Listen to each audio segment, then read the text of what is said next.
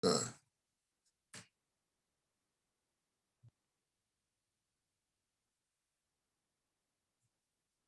Ok.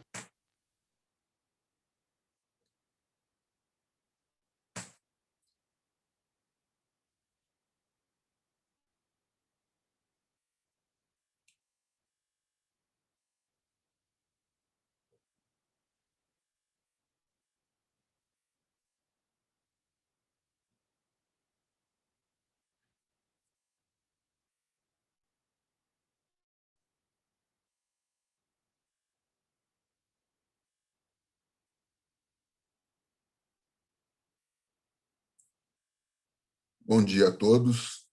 Essa é a classe de eleição, livre-arbítrio e evangelismo, com o subtema Dependência de Deus ou Apelo da Vontade Humana. Somos professores, eu, Fábio Noronha, e o Weber Rose. O Weber, na aula passada, já ministrou essa aula, e hoje serei eu a dar o segundo tema, que assim que nós chegarmos às 11h10 da manhã, a gente vai dar início pontualmente à aula. É interessante que esteja registrado que essa aula está sendo gravada e ela vai ser disponibilizada no canal da IPN no YouTube. Então, se você permanecer nesta sala, você vai estar concordando com a disponibilização do vídeo e, caso ocorra a reprodução da sua imagem e voz.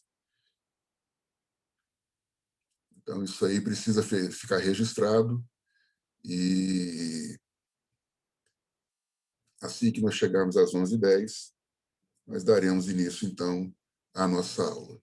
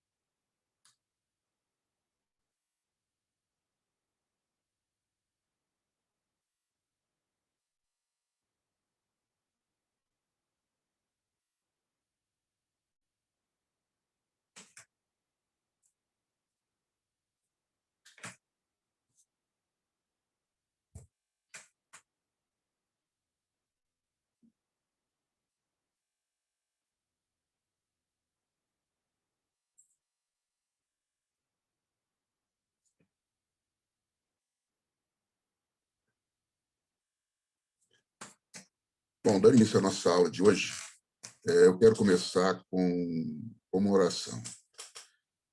Pai amado, nós te louvamos pela vida, te louvamos pelo teu amor, nós te louvamos, Senhor, porque o Senhor tem sido conosco dia após dia.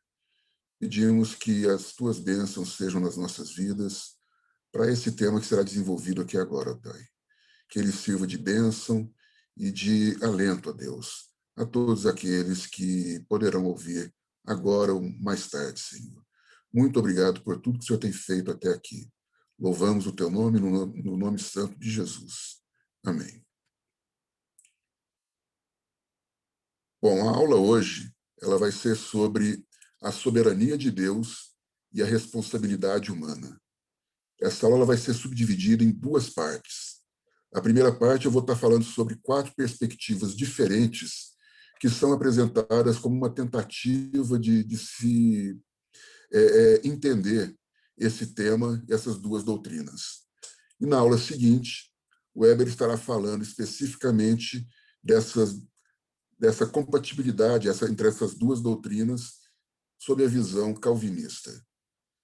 Na aula passada, o Weber ele nos apresentou a soberania de Deus. E, quando ele apresentou esse tema, ele definiu como sendo soberania de Deus uma afirmação da supremacia de Deus, a realeza de Deus, a afirmação da divindade de Deus. Dizer que Deus é soberano é declarar que Deus é Deus. Dizer que Deus é soberano é declarar que ele é o Altíssimo, o qual faz tudo, absolutamente tudo, segundo a sua vontade, tanto nos seus exércitos nos céus, quanto entre aqui nós, os moradores da terra. Dizer que Deus soberano é declarar que ele é onipotente, possuidor de todo o poder nos céus e na terra, de tal maneira que ninguém, mas ninguém mesmo, pode impedir os seus conselhos, contrariar os seus propósitos ou mesmo resistir à sua vontade. Dizer que Deus é soberano é declarar que ele governa todas as nações, que ele estabelece reis, que ele derruba impérios, que ele determina o curso das dinastias segundo o seu agrado. Dizer que Deus é soberano é declarar que ele é o único soberano, Rei dos reis e Senhor dos senhores. Esse é o Deus da Bíblia. Para tratar sobre esse tema, soberania de Deus e responsabilidade humana, eu gostaria de, inicialmente, ler 2 versículos. O primeiro está lá em Lucas 22, 22. Para facilitar, eu já coloquei ele postado aqui para vocês. E diz assim: porque o Filho do Homem, na verdade, vai segundo o que está determinado, mas ai daquele por intermédio de quem ele está sendo traído. E o segundo versículo que vai tratar desses 2 assuntos, soberania e responsabilidade humana, está lá em Atos 2, 23. E ele diz assim: segundo este, entregue pelo determinado desígnio e presciência de Deus, vós matastes, crucificando por mãos de iníquos. Então, estes são os 2 versículos chaves que a gente vai estar trabalhando no dia de hoje, embasando tudo aquilo que vai ser dito aqui. Quando a gente pensa nessa situação da soberania de Deus e da responsabilidade humana, nós temos à nossa frente um dilema. Por que nós temos um dilema?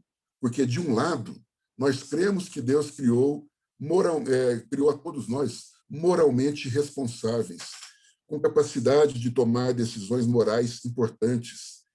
Se nós não fôssemos capazes de tomar essas decisões importantes, significativas, qual o motivo das Escrituras nos exortarem a nós nos desviarmos do mal, ou a viver uma vida piedosa? Se nós não somos responsáveis pela livre escolha das nossas ações, de que maneira Deus nos recompensaria?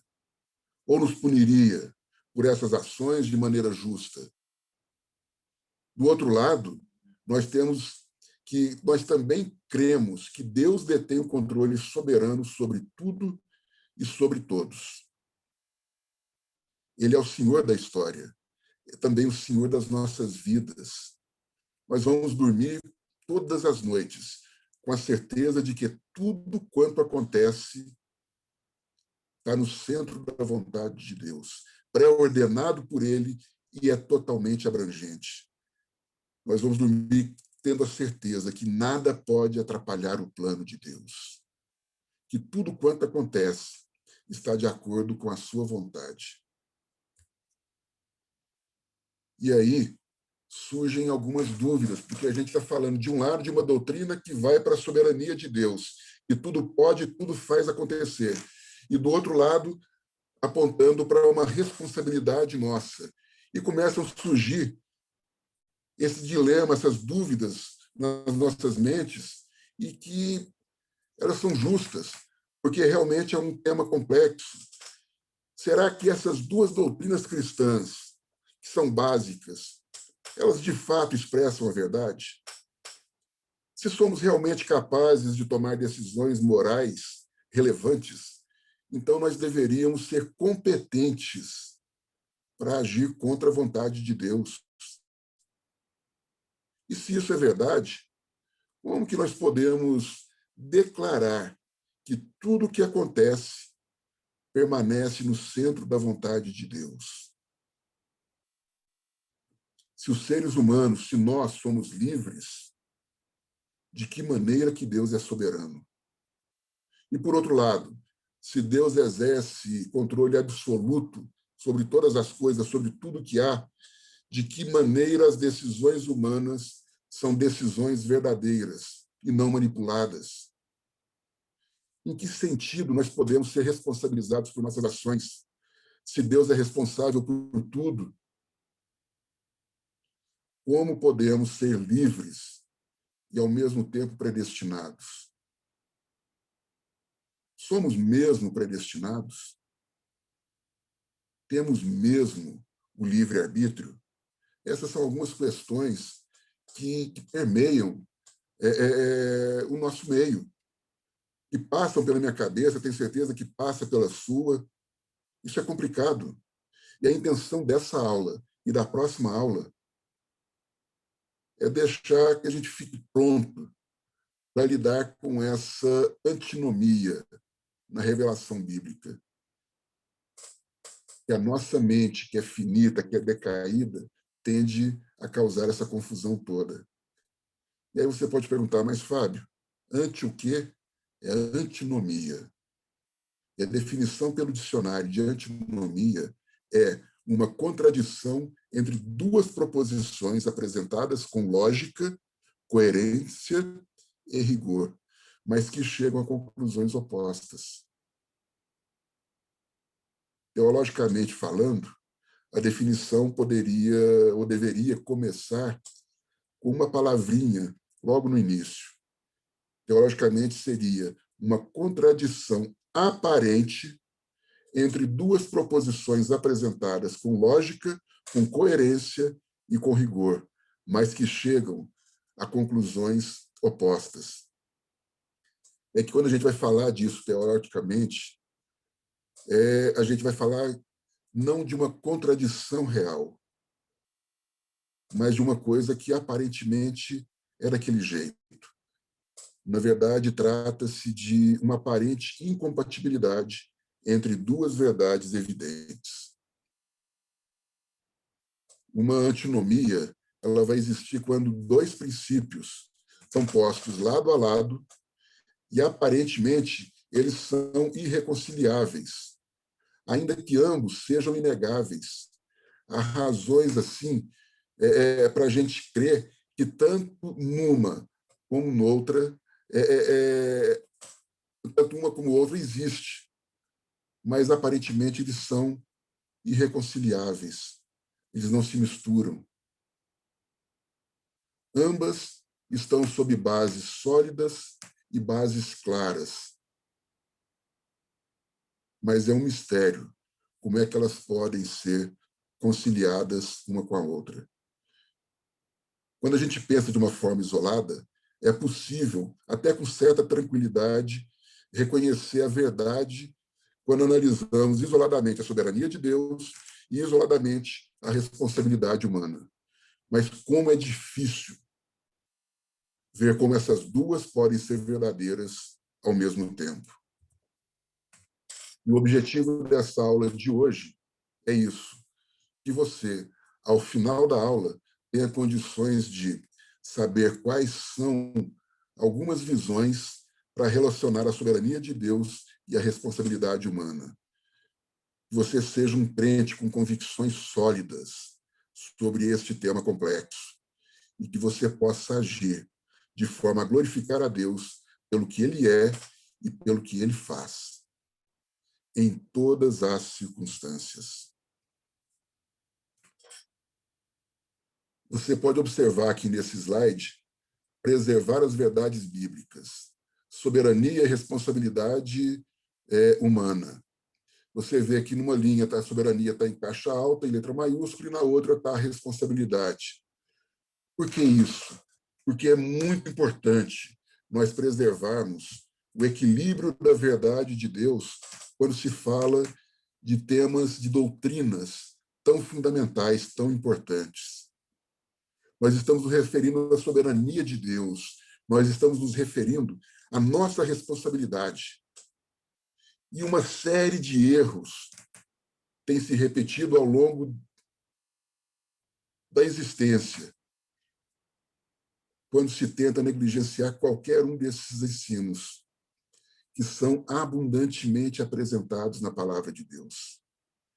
Ressaltar a soberania sem afirmar ao mesmo tempo a responsabilidade do homem tende ao fatalismo, ou seja, se Deus já sabe tudo, se Deus faz tudo, se Deus é soberano, nada aconteça da forma como diferente daquilo que ele quer, eu tenho uma tendência ao fatalismo. Por outro lado, preocupar-se em manter a responsabilidade do homem ao ponto de perder de vista a soberania de Deus, a gente vai estar exaltando a criatura e desonrando o Criador. E esse debate ele é muito intenso entre vários teólogos, desde que o mundo é mundo. E algumas questões elas precisam ser enfrentadas, como, por exemplo, como conciliar essas duas verdades? São duas verdades bíblicas. Como que Deus exerce controle absoluto e de que maneira as decisões humanas são decisões verdadeiras? Em que sentido podemos ser responsabilizados por nossas ações se Deus é responsável por tudo? O propósito é enfrentar este debate. E, para isso, nós estamos lançando mão desse livro que está na tela, Predestinação e Livre-Arbítrio. Esse livro ele apresenta 4 perspectivas diferentes sobre a soberania de Deus e a liberdade humana, através da visão de 4 teólogos e filósofos de linhas significativamente diferentes. Eu quero destacar aqui o seguinte: esse livro não inclui nenhum representante que defende as posições do calvinismo, do presbiterianismo. Esse item vai ser abordado na próxima aula com Weber, que vai ser tratada a segunda parte desse tema.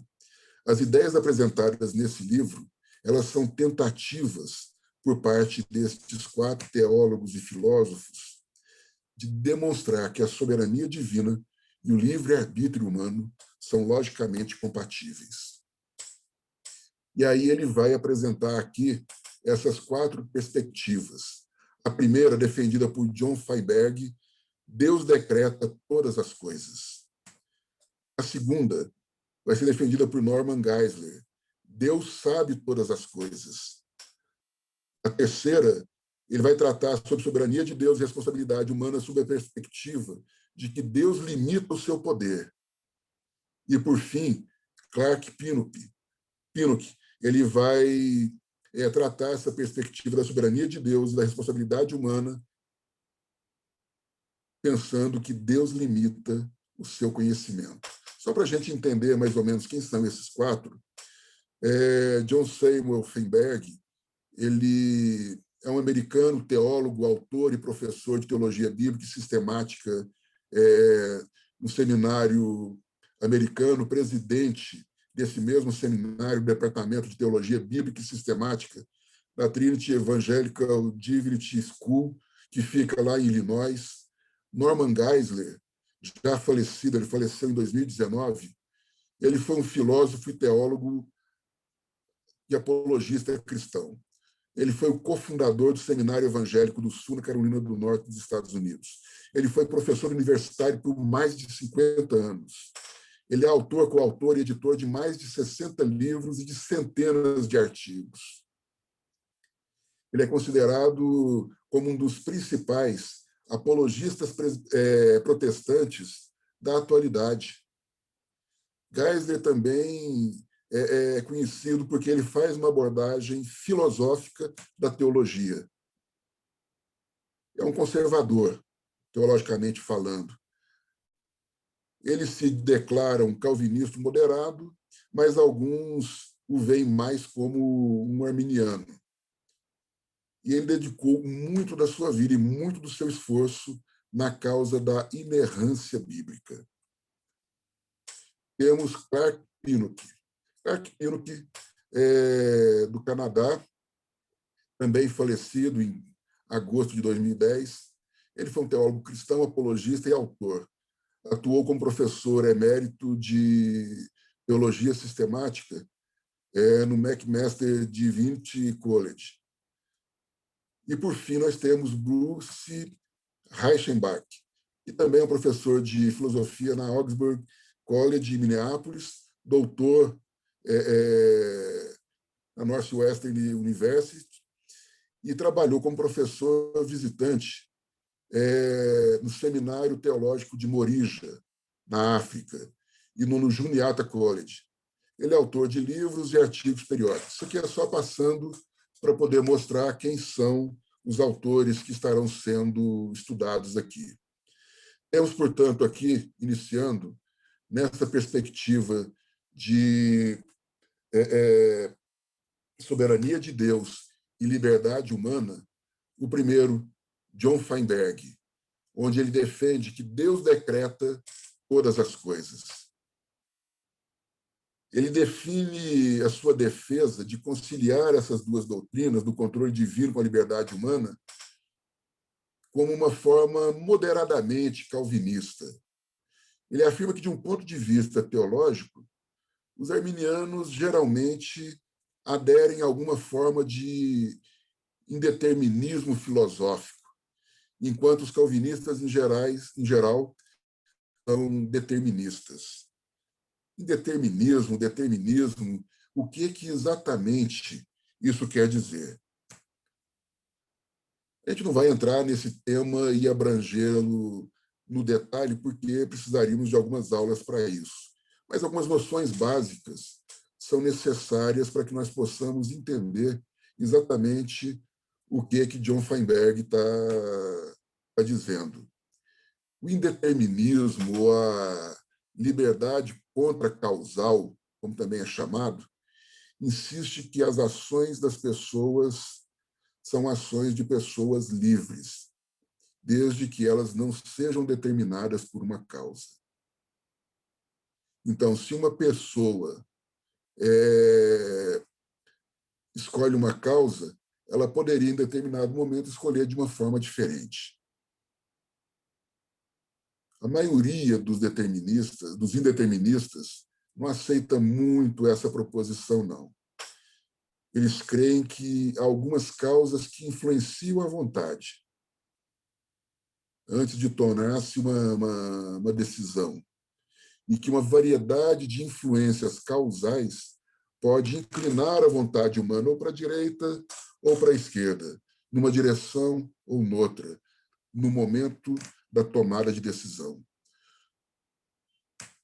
Os indeterministas, eles negam que qualquer causa ou conjunto de causas seja suficiente para determinar que a pessoa tome esta decisão ao invés daquela.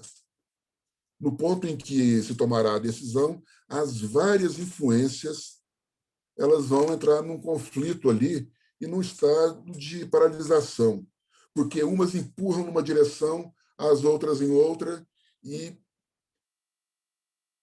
nenhuma empurra com força suficiente para determinar a decisão que será tomada, a escolha que vai ser tomada. Então, dessa forma, o determinismo presume que, porque uma escolha livre não é causada, as escolhas são feitas mediante uma razão. O argumento do indeterminista é que não se pode atribuir uma explicação causal sobre o porquê da ação da pessoa. Não importa a direção por onde as causas aparentemente procuram inclinar a vontade da pessoa. A pessoa sempre poderá agir contrariamente a tal inclinação, a tais causas. Sabe por quê? Porque elas não se inclinam de uma forma definitiva nesta ou naquela direção. A decisão é tomada segundo a razão daquele que tomou a decisão. Já o determinismo, ele vai dizer exatamente o contrário. Ele vai declarar que tudo quanto venha a acontecer, há condições tais, estando presentes, nenhum outro fato poderia acontecer de forma diferente. Ou seja, por trás de cada decisão que uma pessoa tome, haverá sempre condições causais influindo sobre sua vontade, de forma a incliná-lo de uma maneira definitiva e com força suficiente numa determinada direção ao invés de outras. Assim, a pessoa jamais poderia agir de forma diferente, dada essas condições causais que estão prevalecendo. Esse é o determinismo. Feinberg defende que o determinismo causal ele não pode jamais redundar em fatalismo. E voltando, fatalismo é um determinismo, vamos dizer assim, radical, onde para que é que eu preciso fazer determinada coisa se Deus já determinou, pré-determinou tudo o que vai acontecer? Eu não poderei agir de uma forma diferente. E Feinberg ele diz que não, um determinismo causal não pode jamais redundar em fatalismo.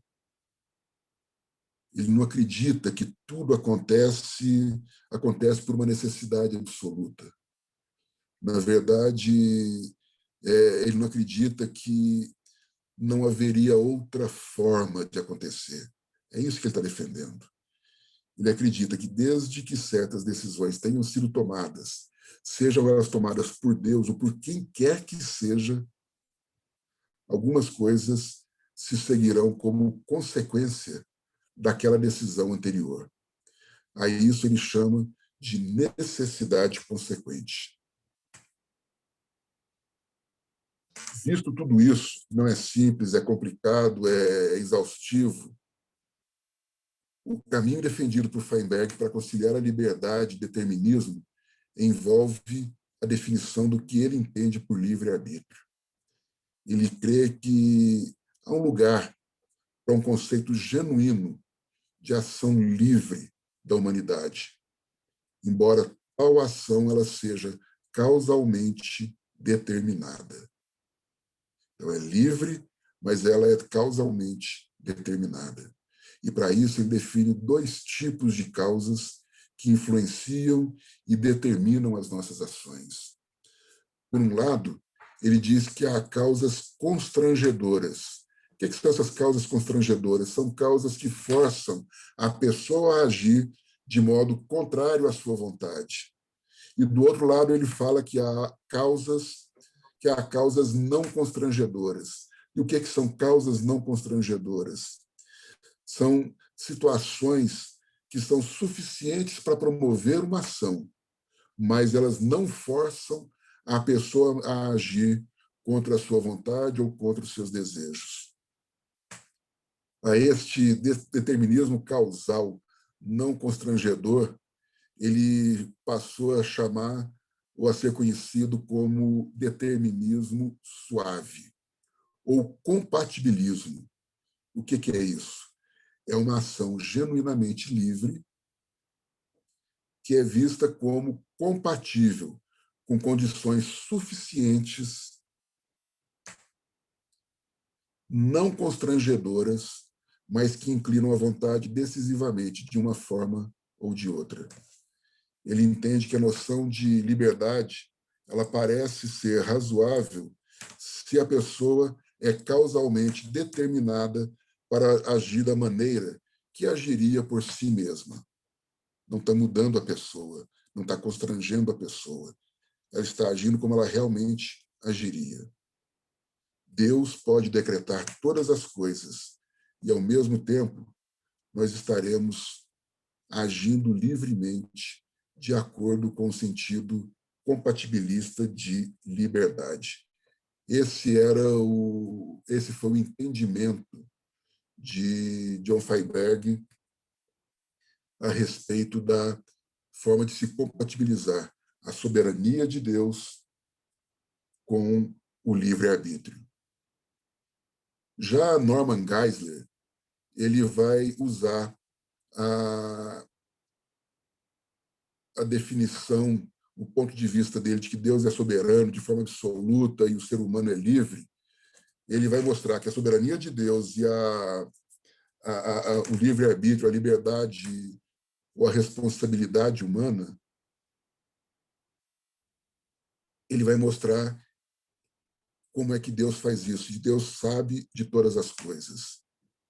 De uma forma bem resumida, Geisler fala que Deus é soberano e controla todas as coisas, ao mesmo tempo em que o ser humano é livre e exerce o seu arbítrio. Ou seja, ele apresenta uma solução para esse entendimento. E o ponto central do entendimento de Geisler é uma visão de Deus como um ser simples. Como é que é isso? Ele diz que todos os atributos de Deus formam uma unidade na essência indivisível de Deus. Como é uma unidade só, ele entende que Deus é um ser simples.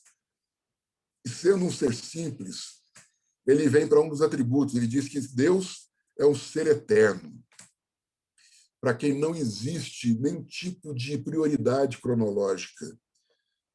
Porque ele fala o seguinte: se Deus é simples, seus pensamentos não são sequenciais. Os seus pensamentos são simultâneos. Espera um pouquinho. Como é que é isso? O que Geisler está dizendo é o seguinte: Deus, ele não tem princípio, ele não tem fim. Ele é eterno. E ele enxerga tudo na eternidade. Ou seja, ele está enxergando nesse momento, desde o início da minha existência até a minha eternidade, em um momento único. É isso que ele está dizendo. Ele está dizendo que Deus estaria fora do tempo e que Deus não se prende ao tempo.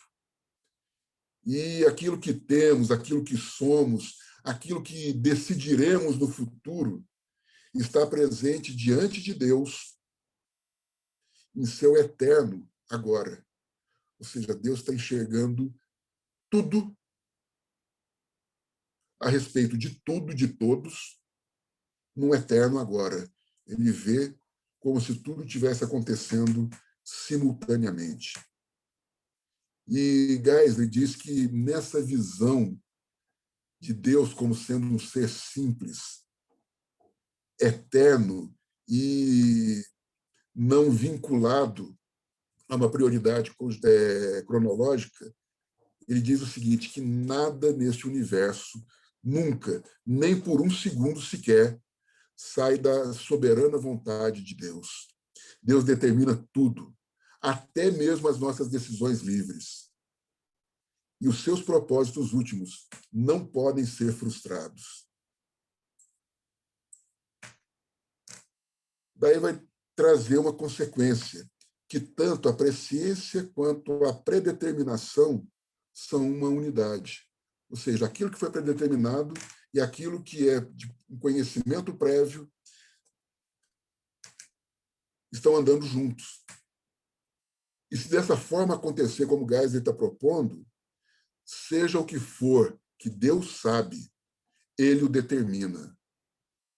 E seja aquilo que ele determina, ele já o sabe. Tudo, absolutamente tudo, é ação simultânea e coordenada de Deus.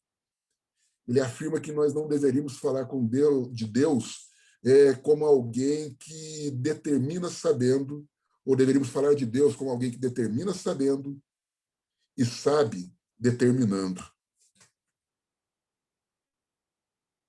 E por isso ele se considera um calvinista moderado.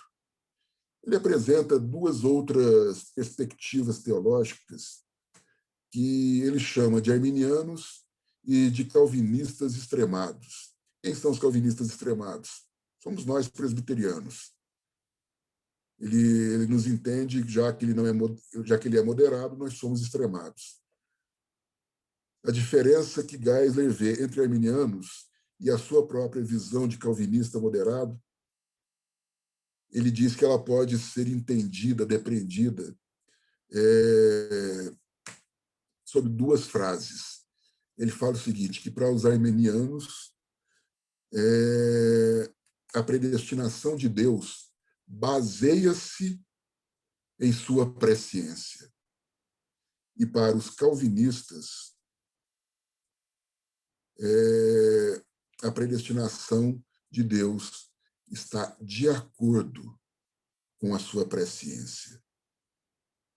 Uma baseia-se, ou seja, pelos méritos do conhecimento, à predestinação. O outro baseia-se. Não está de acordo e não baseia-se. Por outro lado, o que ele chama de calvinista extremado nada mais é do que o calvinismo básico. Geisler tem muita dificuldade com alguns pontos fundamentais do calvinismo. Nos seus comentários sobre os 5 pontos de calvinismo, ele mais vai se parecer com o arminiano em sua exposição. Na verdade, Geisler mais parece ali um arminiano disfarçado de calvinista. Alguns teólogos brincam que ele é um arminiano sofisticado, porque ele englobou alguns pontos importantes do calvinismo nas suas doutrinas que ele crê. Mas, de fato, mesmo que ele se considere um calvinista, ele, de fato, não pode ser chamado de calvinista, não. O poder de Deus está limitado. Essa é a defesa que Reichenbach vai estar fazendo sobre o entendimento dele sobre como conciliar a soberania de Deus com a responsabilidade humana.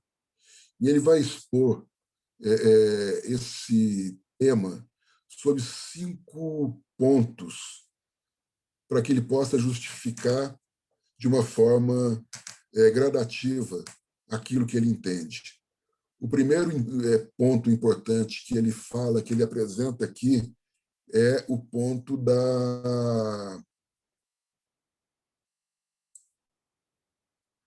o ponto de vista do livre-arbítrio, onde ele fala que o livre-arbítrio foi uma concessão voluntária de Deus. Olha bem isso. O livre-arbítrio foi uma concessão voluntária de Deus. E isso vai trazer muita consequência nos próximos pontos que ele vai abordar. Ele está dizendo que mesmo que as condições causais sejam necessárias a fim de que as pessoas tomem determinadas decisões, essas condições causais elas não são suficientes para determinar as decisões que essas pessoas tomem ou os atos que elas venham a praticar. Deus concedeu ao homem o livre-arbítrio para que essa escolha, para que o homem possa escolher livremente entre o bem e o mal, entre Deus e nós mesmos. Então, a primeira coisa que ele fala é que Deus concedeu voluntariamente o livre-arbítrio ao homem. E aí ele vai falar sobre a soberania de Deus. Ele vai dizer que Deus é soberano, mas, olha só, Deus é soberano, mas Deus depende, em parte, daquela liberdade que ele concedeu ali em cima voluntariamente.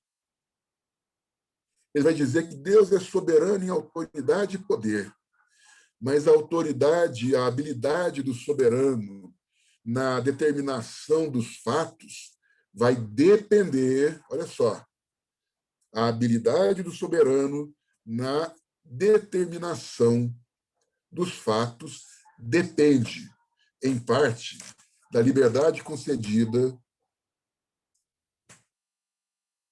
aos seus governados. Nesse caso, segundo Reichenbach, Deus resolveu limitar seu poder e nos criar dotados de livre-arbítrio. Ele vai dizer que a soberania de Deus não exige, por necessidade, que todo o ato humano ou não humano seja predeterminado. E isso vai trazendo consequências a partir dos próximos pontos. Ele vai falar novamente sobre a onipotência, que é o terceiro ponto. Deus é onipotente, mas limitou o seu poder ao criar indivíduos livres. Olha só, o fato dele criar indivíduos livres está tirando dele a sua soberania, está tirando dele a sua onipotência. Reichenbach ele crê em um Deus onipotente, ele não discute isso. Só que, para ele, nós temos que entender, compreender bem o que significa onipotência. Porque ele vai dizer que, pela liberdade humana, existem alguns atos que são contraditórios, que são absurdos, que são inexequíveis. E que, nesses casos de atos contraditórios, absurdos, inexequíveis, seria incoerente se falar em Deus executar tais atos.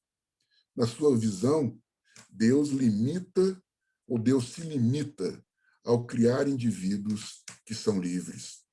Literalmente, ele diz o seguinte: Deus não pode controlar-nos ou compelir-nos a agir de modo a estarmos de acordo com a sua vontade ou com seus planos, e, com isso, destituir nossa liberdade. Ele vai falar também da onisciência, que Deus age no tempo. Diferente do Geisler, ele vai dizer que Geisler falava que Deus age na eternidade, ele diz que Deus age no tempo e está preso ao tempo, e que o conhecimento estaria implicitamente ligado ao fato real. Então, ele fala de duas possibilidades de entendimento do caso do relacionamento de Deus com o tempo.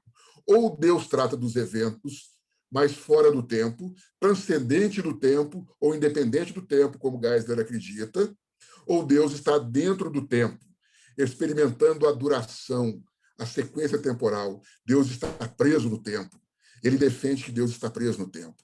Ele crê que num Deus onisciente, mas o conhecimento de Deus não causaria o fato. Além disso, o conhecimento de Deus está estritamente ligado ao fato real, seja ele no futuro ou em qualquer tempo. Ele afirma que Deus não teria como saber o que aconteceria se uma pessoa tomasse uma decisão diferente daquela que ela realmente tomou. Ele está limitando o saber de Deus. Por fim, ele vai falar da providência. E ele fala que a providência, Deus usa da persuasão para concretizar as suas intenções. Os planos podem ser, em parte, frustrados. A providência de Deus, o que é? São as ações de Deus para executar os seus propósitos. E essas ações elas podem ser diretas ou indiretas, sendo as indiretas mais frequentes. E na visão de Reichenbach, Deus usa de persuasão, na maioria das vezes, para concretizar as suas intenções, visto que esta seria mais consistente com o livre-arbítrio. Olha que coisa complicado. Ele está dizendo que, às vezes, os planos e os propósitos de Deus são frustrados. O objetivo final de Deus ele vai ser atingido, segundo Reichenbach.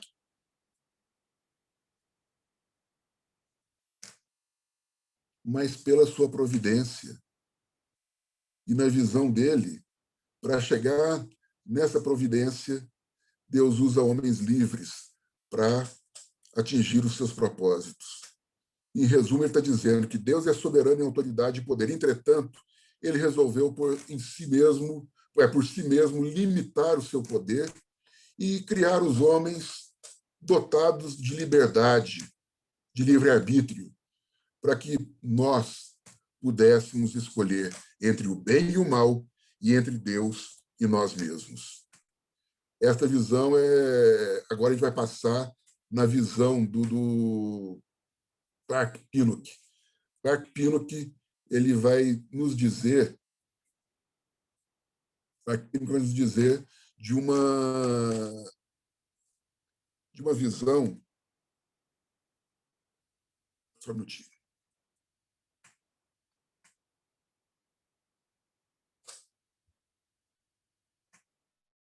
de uma visão relativamente nova no meio evangélico, pelo menos no meio evangélico, é novo isso aqui, que é conhecida como o panteísmo ou teísmo aberto. O que vem a ser isso aqui?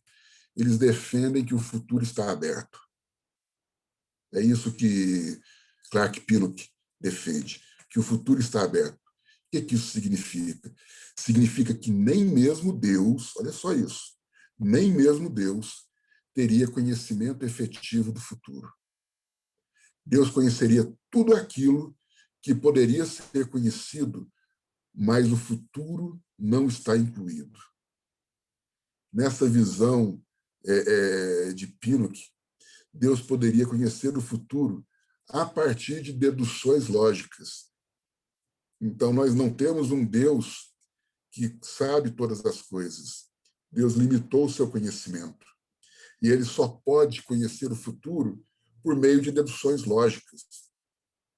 Considerando o seu grande poder e o seu grande conhecimento das interações entre todas as coisas, logicamente, ele chegaria à dedução do que poderá acontecer.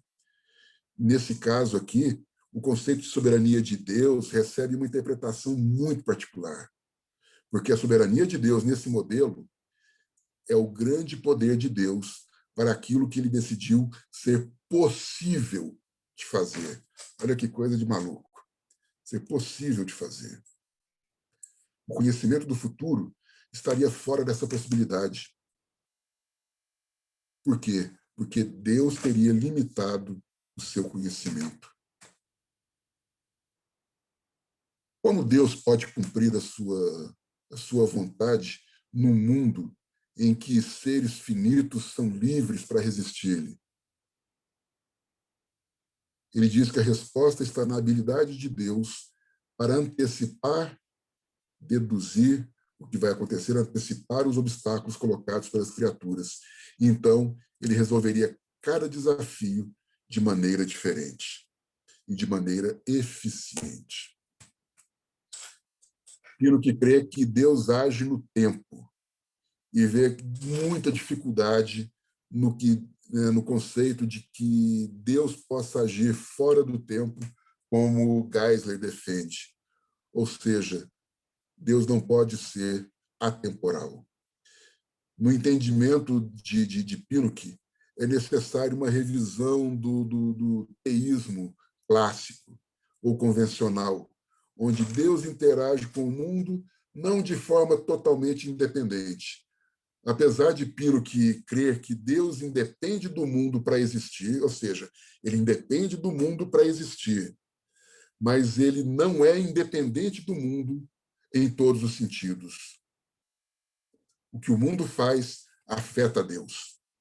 Em certo sentido, Deus depende do mundo quanto às informações sobre o que acontece. Para quê? Para que ele possa deduzir o futuro. Como é que Pinnock vai justificar, com esse entendimento, as profecias já tidas e realizadas? E ele vai falar que a onisciência de Deus é diferente de tudo que já foi dito. E ele vai falar que as profecias, em grande parte delas, pode ser explicada por 3 fatores. Primeiro, um anúncio antecipado do que Deus pretende fazer, não do que ele fará.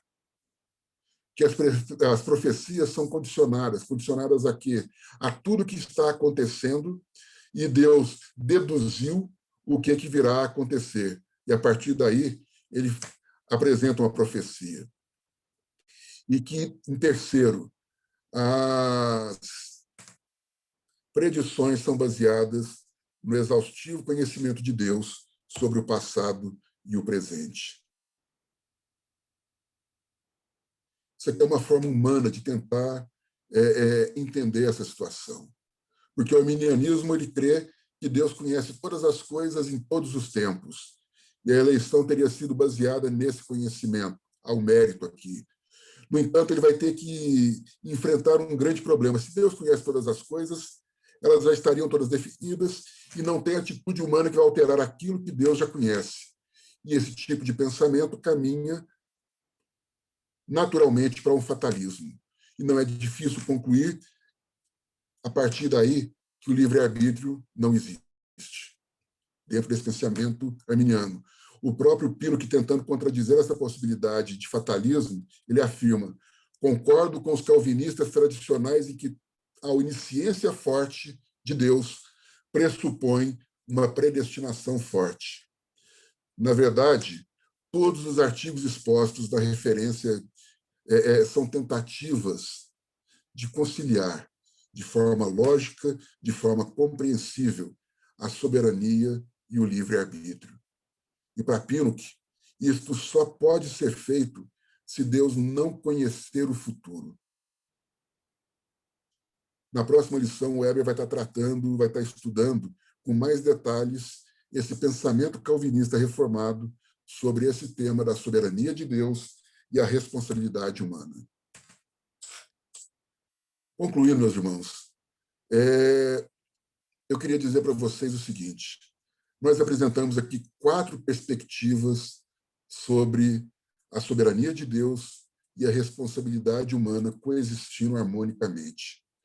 Todas essas perspectivas apresentadas são tentativas de um entendimento lógico, dedutível, compreensível dessas duas verdades apresentadas na Bíblia. Essa foto que vocês estão vendo aí é do John Feinberg. Ele é o único que faz uma apresentação que ele próprio considera como moderadamente calvinista. Ele crê no determinismo, ou seja, a tese filosófica geral que declara que, para tudo quanto vem acontecer, há condições tais que, estando presentes, nenhum outro fato poderia acontecer. E apresenta o conceito de causas não constrangedoras, que seriam suficientes para promover uma ação. Contudo, não forçam de forma alguma a pessoa a agir contra a sua vontade ou contra seus desejos, chamado também de determinismo suave ou compatibilismo. Deus estaria agindo dentro deste conceito. Esse novo que surgiu é o Norman Geisler. E Geisler ele vai defender que, dizendo que não se considera um arminiano e sim um calvinista moderado. Mas, pela sua posição, ele se parece muito mais com o arminiano do que com o calvinista. Inclusive, em outras literaturas, ele afirma não crer nos 5 pontos do calvinismo. A defesa está ligada a um Deus que se abstrai no tempo, um ser simples, que consegue, com seu poder, determinar todas as coisas e, mesmo assim, conceder o livre-arbítrio. Ele apresenta o conceito de autodeterminismo moral. Temos aqui agora, no centro, o Bruce Reichenbach. Ele está mais próximo de um arminiano. Ele diz que Deus limita o seu poder para conceder o livre-arbítrio e usa a persuasão, na maioria das vezes, para concretizar as suas intenções. Os objetivos finais de Deus sempre serão atingidos pela sua providência. Em resumo, ele diz o seguinte: Deus é soberano em autoridade e poder. Entretanto, ele resolveu por si mesmo limitar o seu poder e criar-nos dotados de livre-arbítrio. Para quê? Para que pudéssemos escolher entre o bem e o mal, entre Deus e nós mesmos. E, por fim, nós temos Clark Pinnock. Clark Pinnock é esse senhor aqui no meu canto esquerdo abaixo. Não se enquadra nem como calvinista e nem como arminiano. Ele propõe um novo entendimento do teísmo clássico. Aliás, eu acredito que ele nem se enquadra como bíblico também. Ele propõe um novo entendimento do teísmo clássico, do qual Deus não tem conhecimento efetivo do futuro. Ele diz que Deus conheceria tudo aquilo que poderia ser conhecido, mas o futuro não está incluído nisso. Essa seria, segundo ele, a única saída para compatibilizar a soberania de Deus com a responsabilidade humana, com o livre-arbítrio. A grande dificuldade de Pinnock é que ele afirma que Deus limita o seu conhecimento. E não há, em ponto algum da Bíblia, algo que dê subsídio para que ele fale isso. Em momento algum na Bíblia, nós vamos encontrar que Deus limita o seu poder. Na visão de Pinnock, Deus é muito humano. Estas seriam as 4 aulas, as quatro perspectivas que nós gostaríamos de ter apresentado e apresentamos aqui, para que você possa entender exatamente o que teólogos renomados, não são quaisquer teólogos, são teólogos e filósofos, todos eles vindos de teologia reformada, entendem sobre a forma perspectiva de se conciliar a soberania de Deus com a responsabilidade humana, com a liberdade humana, com o livre-arbítrio. Na aula que vem, o Weber vai estar apresentando para a gente a posição presbiteriana, a posição calvinista a respeito desse tema.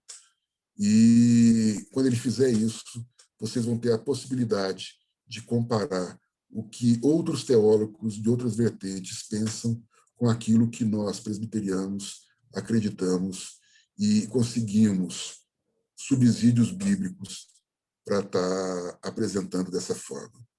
Eu agradeço a todos que puderam participar e que estão nos ouvindo, e eu quero passar aqui para o último slide, pedindo para você que está assistindo, ou mesmo que vá assistir depois, que ao final da aula você entre ou no link ou via o QR Code aqui para fazer uma avaliação da aula. Isso é importante para a gente poder estar aprimorando a cada dia a nossa forma de estar transmitindo essas aulas para vocês. Muito obrigado, Deus abençoe a todos.